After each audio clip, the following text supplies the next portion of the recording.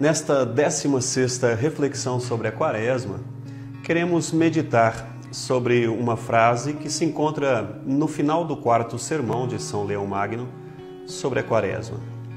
Ele diz assim: não tenhamos nenhuma comunhão de sentimentos com os inimigos da cruz de Cristo, para que a santidade dos fiéis não seja corrompida associando-se aos ímpios.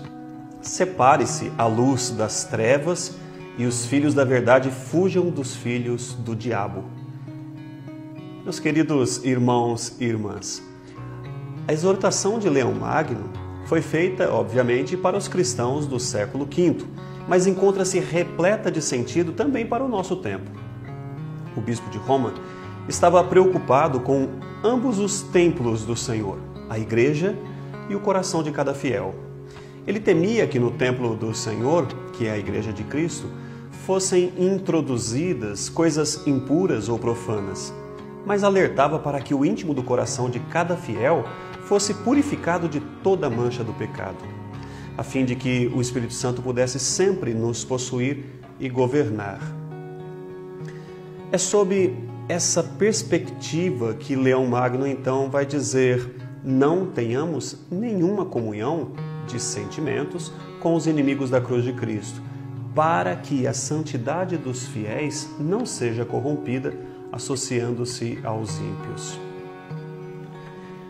A expressão inimigos da cruz de Cristo, utilizada por São Leão Magno, é retirada da carta de Paulo aos Filipenses, no capítulo 3, versículo 18, e aplicada ao contexto de sua época com muita precisão para desmascarar os erros maniqueístas, como vimos na reflexão de número 15, anterior a essa.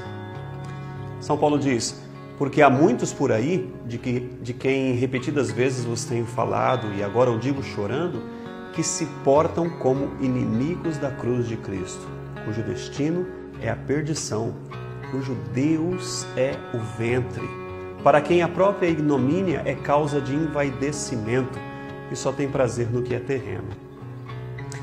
Os maniqueístas, neste ponto, se assemelhavam aos judaizantes, um grupo que se apresentava como cristãos, mas que requeriam dos gentios evangelizados por Paulo que seguissem a lei mosaica. Por isso, Paulo exortava: porque os verdadeiros circuncisos somos nós, que prestamos culto a Deus pelo Espírito de Deus e pomos nossa glória em Jesus Cristo e não confiamos na carne. Filipenses 3:3. Eles foram chamados inimigos da cruz de Cristo porque acreditavam que suas práticas religiosas eram capazes de salvá-los. Eles confiavam na carne e tinham prazer no que é terreno. Não entenderam o mistério do sacrifício de Cristo na cruz. Não perceberam que é gratuitamente que fomos salvos mediante a fé. Isto não provém de vossos méritos, mas é puro dom de Deus, escreve São Paulo. Entenda isso: somos salvos pela cruz de Cristo, não pelo nosso sacrifício particular. Assim como os judaizantes no início da igreja e os maniqueístas na época de Leão Magno, também em nosso tempo, muitos se comportam como inimigos da cruz de Cristo. A tentativa de criar um cristianismo mais moderado, mais light, mais fácil para ser seguido, tem feito de nosso tempo um tempo de vergonha para o cristianismo. Não são poucos os que tentam desconstruir a radicalidade do Sermão da Montanha, que está escrito: sede santos como vosso Pai Celeste é santo. São inimigos da cruz de Cristo aqueles que pregam o Cristo sem a cruz, aqueles que pedem para serem tirados da cruz em que se encontram, que se desesperam na dor, na perseguição ou quando são caluniados. Mas são também inimigos da cruz de Cristo aqueles que tentam introduzir práticas mundanas ou profanas aos costumes cristãos. Separe-se a luz das trevas e os filhos da verdade fujam dos filhos do diabo, é o que exorta São Leão Magno. A ideologia de gênero e a retiradas de vidas humanas do ventre materno não podem ser defendidos como quem se diz católico, por uma pessoa que se diz católica. Só quem se tornou inimigo da cruz de Cristo é capaz de acreditar que a verdade possa ser relativa, que a eutanásia seja a solução para o sofrimento humano e que o comunismo possa vir trazer igualdade social.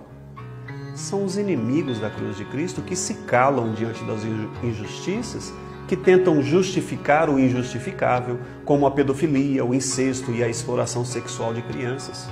São inimigos da cruz aqueles cujo Deus é o ventre, para quem a própria ignomínia é causa de envaidecimento e só tem prazer no que é terreno, diz São Paulo.